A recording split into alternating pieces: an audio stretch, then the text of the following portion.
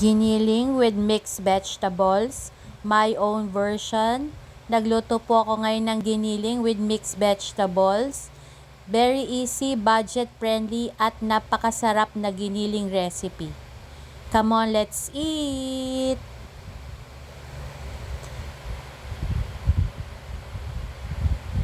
Masarap.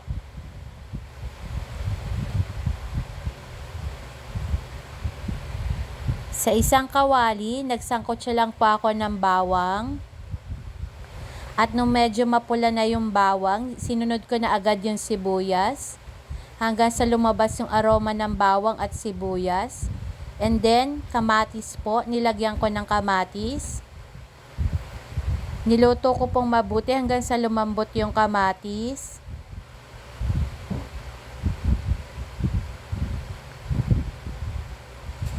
And then, maya-maya pa nilagay ko na yung giniling. Hinalo ko lang po siya. Lulutuin po natin yung giniling hanggang maging golden brown.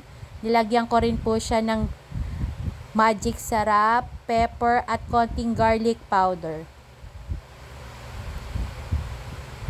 Nilagyan ko rin po siya ng tubig para mabilis siyang maluto at maluto ng husto.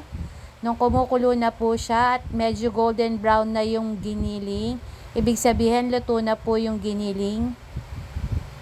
So inilagay ko na agad yung patatas.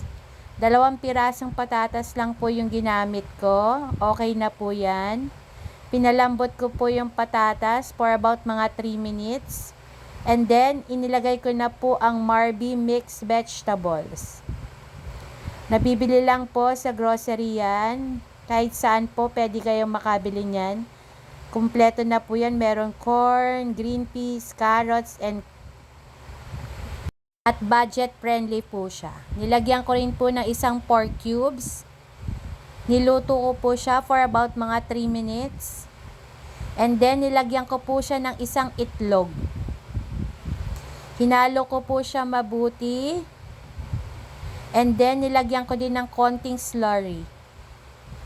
Niluto ko pa po siya for about mga 3 minutes hanggang sa lumapot po yung parang sarsa niya. And almost done. Come on, let's eat.